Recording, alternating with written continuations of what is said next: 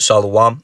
Back at it again with the part two. Somebody called in and interrupted the first go around. So, we're gonna go back to where we left off.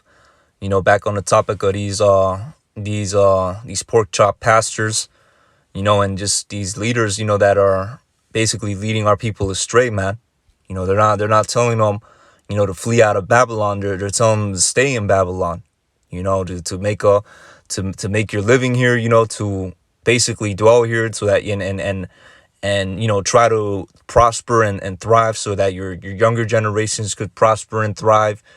Ultimately they're selling these people a huge pipe dream, man. All right, and that's what it is. It's a pipe dream because this place is about to be destroyed. All right, this place is about to be destroyed. The scriptures tell us to flee out of Babylon. Okay, to flee out of Babylon. Now, it doesn't necessarily mean, I'm not saying necessarily, I meant to say it doesn't literally mean to flee out of this place, get a plane ticket and go, to the land of Israel or something. It just means to spiritually flee out of this place. All right, don't, have that understanding in your heart, in your spirit to know that this place is going to be destroyed. So why am I gonna, try to invest, why are you going to invest your spirit in this place, so to speak? Why are you going to, have that mindset that, you're going to have kids and then you're going to grow old and then they're going to have kids and they're going to grow old and you got to do the best you have so that they could prosper. That's not the mentality we have in this knowledge, man, because we understand that this place is about to be destroyed. All right. And lo and behold, with everything going on around us, the prophecies are unfolding before our eyes. This place is being destroyed. Okay. So I'm going to reread, the 13th verse of Jeremiah chapter 14. And it reads, "Then said I, Yahweh, Ba'ashem Yahushai, behold, the prophets say unto them, ye shall not see the sword, neither shall ye have famine. But I will give you assured peace in this place." And another example of that is Nate off the IUIC. Okay, Bishop Nate off the IUIC. He basically, when asked the question, pertaining to Jacob's trouble, he said that there wasn't gonna be a Jacob's trouble. All right, and these are the type of people that have a position and are leading a huge groups of our people astray, man. That's why, let me see if I could bring out that precept. Wide is the way. Let me see. There we go. All right, now we're going to go back to Jeremiah chapter 14, but, just a quick little precept. Matthews 7:13. It reads, "Enter ye in at the straight gate, for wide is the gate, and broad is the way that leadeth to destruction." Okay, because ultimately Bishop Nate is going to teach his people to take the chip, man. They're not teaching about the charagma. They're not teaching about the mark of the beast. All right, they're not even teaching about Jacob's trouble. He's leading his people into Jacob's trouble, and they don't even know what's about to happen. That's why they're basically in the spirit, of staying here forever, man. They're not in the spirit of fleeing. That's why they hosting, Israelite rap shows, Israelite marriages. Is and they got thousands of followers. And look, we're not really tripping about the whole follower thing, man. All right, we don't care about the numbers because we understand that narrow is the way which leadeth to life, as we're about to read. All right, so it reads, broad is the way that leadeth to destruction. All right, so when you see these leaders and how many followers they have, right? ISUPK is another example. All right, but also too, the world, with TD Jakes and all these pastors selling out super churches, and having super sermons, or should I say super motivational speeches, that's a clear example of this scripture, man. That's why and what that really does is it instills the fear of Yahweh Ba'ashem Yahushai. I know it does for me. because the scriptures are speaking, man. You see TD Jakes, you see a super church, and you see them in that plantation Christianity, and it scares you. You know, that dang, all them people are through. All them people are lost. That's scary. Meanwhile, you only got a handful of brothers in the street corners, and even less brothers, you know, that stop by and listen, and some stick around, you know.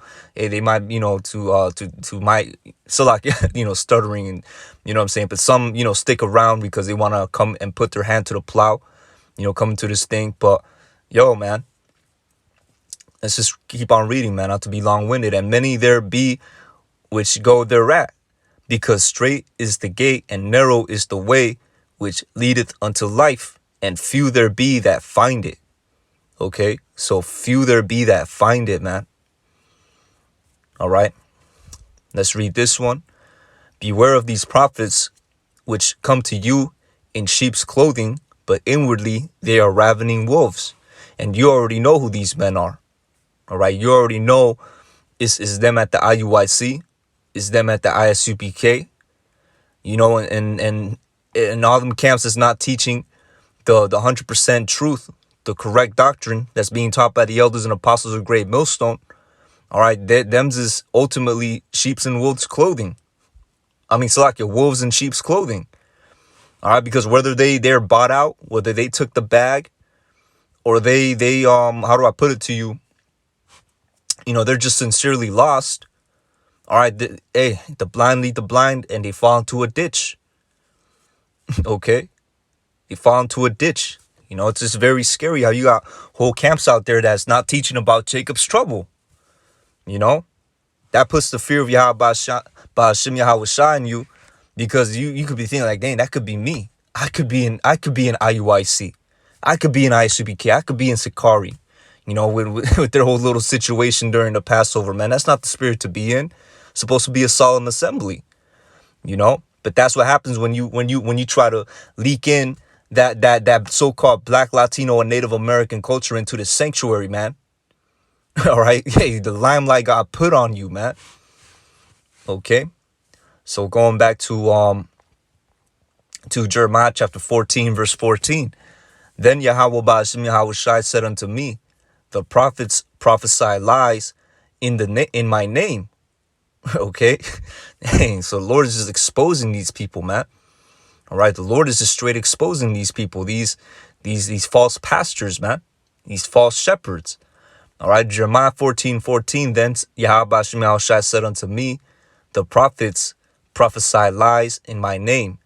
All right, I sent them not, neither have I commanded them, neither spake unto them. They prophesy unto you a false vision and divination, and a thing of naught, meaning as if it was nothing, man. And the deceit of their heart. Okay, because they're these church pastors, these, you know what I'm saying, even these other camps, they're not coming with the 100% truth, man. All right, they're not coming straight out the scriptures, man. Okay, and guess what? These prophets that are being talked about right here in this verse are back in the reincarnation. All right, they're back. Okay, they're back. TD Jakes, Creflo Dollars, Louis Farrakhan, right? And I don't, you know, he's still in that Islam stuff, man. So still got a lot of work to do, man. You know, he could still, even though he could acknowledge it, he's a Hebrew Israelite, but guess what? Hey, Bishop Nate and his whole congregation, you know, congregations like that, they know they're Hebrew Israelites. And they teaching that there's not even going to be a Jacob's trouble, man. You know, your ISUBK, you know, wearing all black. Just through, man. Telling their people to take the jab, you know, and ultimately they're gonna lead their congregations to take the charagma. Through, man. All right, so let me see.